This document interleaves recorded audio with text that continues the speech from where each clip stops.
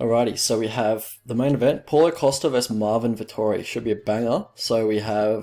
We'll go with Vettori first. He's a bit more easy to break down, honestly. So for Vettori, he's a southpaw. He mostly is throwing some kind of variation of a straight left. He's mostly just throwing the straight left, just naked. Just as is. He's definitely more effective on the front foot. If Paulo can get him on the back foot, Vettori is definitely a little vulnerable when he is on the back foot. Like if you get him on the back foot, he'll start leaning back with his chin in the air. He'll back up in a straight line. He starts reaching for hands, or he starts reaching for the clinch when he's on the back foot. So obviously the hands get drawn away from the chin. He's just not very defensively responsible when he is on the back foot. So if Paulo can get him backing up, then I think he'll just beat him up pretty much. And yeah, Vettori isn't the most nuanced striker, or just he's takes a few short steps in a range, and that's generally a tell that he wants to throw his straight left. And you can probably tell the straight left is coming because that's 95% of what he's throwing, honestly. For Paulo Costa, he's a pressure boxer. If he can take the front foot off Vettori, I think that'll be a huge advantage for him here. He likes the lead left hook. He's got, he's very tight with all of his punches. He's got a lot of power as well. He works the body well, which is, I think, one of his best attributes, is that he won't just headhunt. He'll, smash the body with a 3-2 to the body if the opponent's just covering up. Also, what he likes to do is, pressure the opponent onto the fence, and then he can just start teeing off on the fence. And if they're covering up top, he'll go to the body. If they start lowering their hands, he'll start, throwing some hooks up top. So yeah, keeps everything nice and tight. He's a pretty good boxer, when he is on the front foot. Both these guys, if you feint them, or if you jab them, like if you have a good jab, or if you have a good feinting game, then you can freeze them up and you can stop their forward pressure. Because yeah, both of them just don't know how to deal with feints, and that's how Izzy just dealt with both of them very easily in the stand-up. Also for Paulo, he does frequently square his stance when he is advancing, so that could open up for the takedown game of Vettori. For Vettori, his takedown game is okay. He's definitely the better offensive wrestler over Paulo Costa.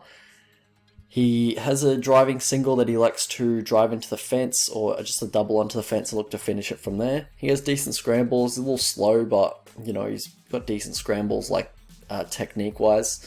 If he gets on top position, he has decent top control. He gets in half guard and looks to land short ground and pound. He's not like a guy that's going to pass guard and look for submissions or anything like that, but he's got decent top control. How this guy's win fights? For Paulo Costa, he's constant forward pressure, does break opponents. He's also got considerable power in his hands, and he has killer instinct. When he does get you hurt, he does know when to finish. And also the body work we talked about before. For Marvin Vettori, he's a well-rounded mixed martial artist. I think how he wins is when he is the aggressor and when he's on the front foot. I think that's a necessity for him, honestly. Also, he's very durable. He's never been finished in his career. He's just got a block head. He's got a big head, and he's able to take a lot of damage, really. He's also got great cardio, great volume. When, you compare that to Paulo Costa, who will slow down after 2 rounds in a high-paced fight, or potentially even earlier, in a very high-paced fight like the Romero one. He will slow down after about 7 minutes. And also, Paulo Costa is quite hittable. Same with Vettori as well. And Vettori, how he loses is when he's passive and when he's waiting. When he's not being the aggressor, basically. Pass to victory for these two. For Paulo Costa, look to feint a bit, because if you start feinting him, he'll take the back foot a lot easier, and he also just freezes up totally if you feint him. And but just predominantly the pressure game, the pressure boxing, keep it on the feet. For Vettori, when you're on the back foot, don't reach with your hands, like the habit that we talked about before. You don't want to do that against Paulo Costa. He's going to come over the top with hooks and potentially put your lights out. But also, I think for Marvin Vettori, I think wrestling heavy game plan is asked for here, because on the feet, we'll get into it, but I don't think you're going to have a whole lot of success. But yeah, frequently look to mix in takedowns. Look to take the back or grab the wrestling ride whenever he does give his back up to get back to his feet. So how I see this fight going? So Costa's performance against Adesanya was just totally mind-boggling. Like, I don't think he threw his moneymaker right hand once. Like, I haven't rewatched, well, I rewatched the fight, but I wasn't like counting. But like, it didn't look like he threw it once. Also, he just wasn't pressuring at all. Like, he just stood in front of him and got his leg chopped up. It was just a super strange performance. Anyway, on the feet, I think Costa does take Vettori to school. Especially if he comes in with a forward pressure and he starts pressuring heavy, like the old Paulo Costa, not the one that was fighting Adesanya. And I think he puts a pretty bad beating on Vettori on the feet. But, you know, if Marvin survives the first 2 rounds, and those rounds are at a high pace, not just like like an Aspen Ladd, Norma Dumont pace, then I believe he will be able to make the striking like semi-competitive in the later rounds, but more importantly, I think he'll be able to get takedowns easier and easier. Ultimately, you know, it's kind of the reason I got to pick Vettori. It's just because of the grappling edge, the cardio edge, durability edge, you know. Like, think of how many times, like, recently, that combination of attributes, there's just one recently. It's basically the reason I lose half my picks, because... like, if you just blindly picked fighters who had the cardio, the durability, and the grappling edge over their opponent, you'd probably have a really solid edge. Like, without... If you just had, like, those, those things on paper, and you didn't watch any tape or anything like that, you'd probably have a really solid record, honestly. Like, I tend to get carried away with technique and what I see on tape and stuff like that, and who's the cleanest striker, and, you know, I like watching... I like watching finesse, and I like watching the guy that's more technical, the girl that's more technical, and just like skills and stuff, and not just someone who just relies on their chin and their durability and all that kind of stuff, or just like that's how they win fights, you know. And that's kind of what I feel like how Vettori is going to win here. You know, I don't think he's a better fighter per se than Paulo Costa.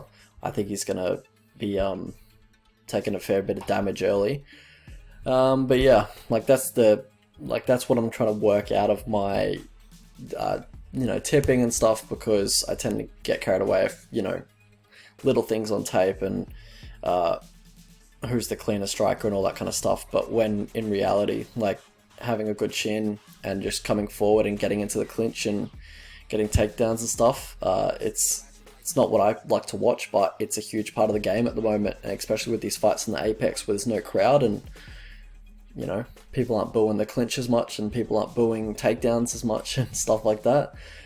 It's become a huge part of, it's kind of drifting into that kind of environment where guys are just spending a lot more time in the clinch, and they're just, going the grappling route a lot more, just because, you know, the fans aren't there to boo it and stuff like that. And, you know, they don't really have to impress the fans in person. So, you know, they're coming in with, you know, a bit more grappling-centric game plans and stuff like that. So, you know, I don't necessarily like the way the fights of the Apex and where they're heading at the moment, because just they're trending into very boring territory. Just when you think about all the fight nights of the Apex, like, there hasn't been too many wars, and then when we get to the pay-per-views, just every fight is a war. Every time we get in front of fans, just every fight is just fun to watch. There's ups and downs. There's, you know, it's much more fun to watch, in my opinion, and that's just what I've noticed from comparing the pay-per-views to the Apex fights. But yeah, so anyway, you know, cardio advantage, durability advantage, blah blah blah, grappling advantage, or whatever I said. It's pretty hard to bet against or pick against, so I'll pick Vettori, I guess. Let's have a look at the betting lines. Alright, so if you guys could like the video, that'd be awesome. Really helps out with the channel, you know, get back on track with this algorithm, try and I want to try and push the channel a little bit more. I've definitely fucked the algorithm up really badly. I've been getting like 40 subs a month. I used to be getting like 400, so yeah, I'm gonna get back on track, and we can hopefully get back in the good graces of the algorithm and get the channel pushed again. So my prediction is Vettori by decision. I think it's submission actually. So Vettori by submission around 4, I'll say. I think it's later on in the fight. I was pretty happy to play Vettori at like evens, but not this price. Paulo Costa, if he gets to $2.50, I'll play him, but probably looking to stay away from this fight, honestly.